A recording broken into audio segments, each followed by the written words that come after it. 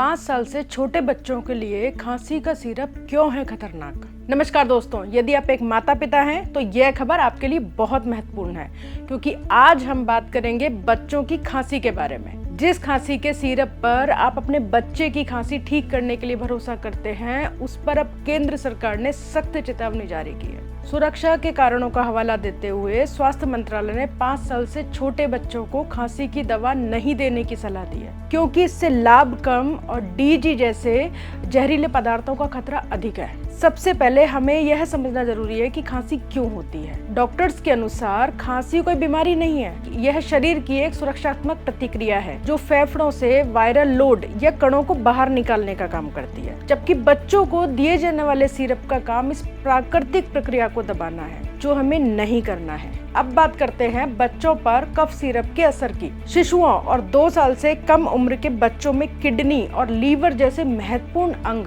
अभी अपरिपक्व और कमजोर होते हैं। वे दवा के भारी केमिकल्स को ठीक से प्रोसेस नहीं कर पाते हैं। सिरप भले ही खांसी के लक्षणों में अस्थायी राहत प्रदान कर दे, लेकिन यह बीमारी के मूल कारणों का इलाज नहीं करता है। आमतौर पर बच्चों में सर्दी जुकाम के 90% मामले वायरल संक्रमण के कारण होते हैं और 10% मामलों में यह जीवाणु संक्रमण के कारण हो सकता है। इसके अन्य कारण अलग अलग भी हो सकते हैं, जैसे एलर्जी, अस्थमा या निमोनिया, या पेट के एसिड का वापस भोजन नली में आना। लेकिन अब सवाल यह उठता है कि अगर बच्चों को सिरप नहीं दे तो क्या दें? स्वास्थ्य मंत्रालय और विशेषज्ञ गैर औषधीय उपचारों को पहला कदम बनाने पे जोर देते हैं। जैसे बच्चों को पर्याप्त हाइड्रेशन देना जरूरी है, यानी आप बच्चे को खूब पानी पिलाएं, उसे सूप या पतला जूस दें जिससे बलगम पतला होता है। साथ ही आप अपने बच्चे के लिए ह्यूमिडिफायर का इस्तेमाल कर सकते हैं, क्योंकि ह्यूमिडिफायर बच्चे को सांस लेने को आसान बनाता है, क्योंकि शुष्क हवा बच्चे की खांसी को और बढ़ा देती है। आप बच्चे को भरपूर आराम देने की कोशिश कीजिए, क्योंकि शरीर को संक्रमण से लड़ने के लिए पर्याप्त आराम मिलना चाहिए। इसके अलावा बच्चे को भाप देने के लिए प्रोत्साहित करें, क्योंकि बड़े बच्चों के लिए गर्म पानी की भाप में सांस लेने से बलगम ढीला होता है और बच्चे को आराम मिलता है, जिससे बच्चा आराम से सो जाता है। इसके अलावा